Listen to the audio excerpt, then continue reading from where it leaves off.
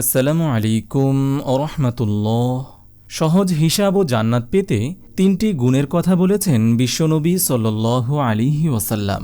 জান্নাত মুমিনের সেরা প্রাপ্তি। বিশ্বনবী সাল্লাল্লাহু আলাইহি ওয়াসাল্লাম তিনটি গুণের অধিকারী ব্যক্তির জন্য আল্লাহর রহমতের জান্নাত প্রশস্ত বলে ঘোষণা দিয়েছেন। তাদের হিসাবও হবে সহজ। হাদিসে পাকে এসেছে, রাসূল সাল্লাল্লাহু আলাইহি ওয়াসাল্লাম বলেছেন, তিনটি বৈশিষ্ট্য বা স্বভাব যার মধ্যে থাকবে আল্লাহ তাআলা তার হিসাব সহজ করে দিবেন এবং নিজ রহমতে তাকে জান্নাতে প্রবেশ করাবেন। সাহাবায়ে কেরাম রাদিয়াল্লাহু তাআলা আনহুম আজমাইন নিবেদন করলেন, হে আল্লাহর রাসূল, আমাদের বাবা মা আপনার জন্য কুরবান হোক। সেই তিনটি বৈশিষ্ট্য বা স্বভাব কি? রাসূল সাল্লাল্লাহু আলাইহি ওয়াসাল্লাম বললেন, তা হলো, যে তোমাকে বঞ্চিত করেছে তাকে তুমি দান করবে, যে তোমার সঙ্গে সম্পর্ক ছিন্ন করেছে তার সঙ্গে তুমি সম্পর্ক গড়বে, আর যে তোমার উপর জুলুম করেছে তাকে তুমি ক্ষমা করে দেবে।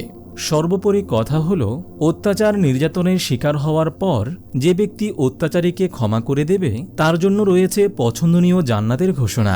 হাদিসে এসেছে, রাসূল সাল্লাল্লাহু আলাইহি ওয়াসাল্লাম বলেছেন, জান্নাতের মহা মর্যাদাবান একটি দরজা রয়েছে।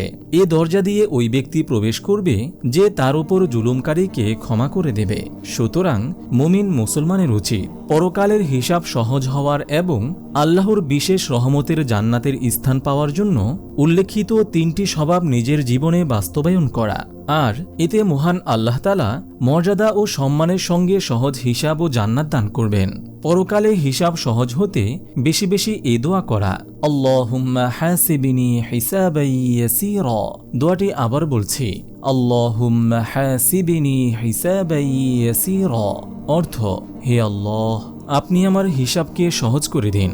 মহান আল্লাহ তাআলা মুসলিম উম্মাহকে সহজ হিসাব দান, মর্যাদা বৃদ্ধি এবং বিশেষ রহমতে জান্নাত দান করুন, আমিন।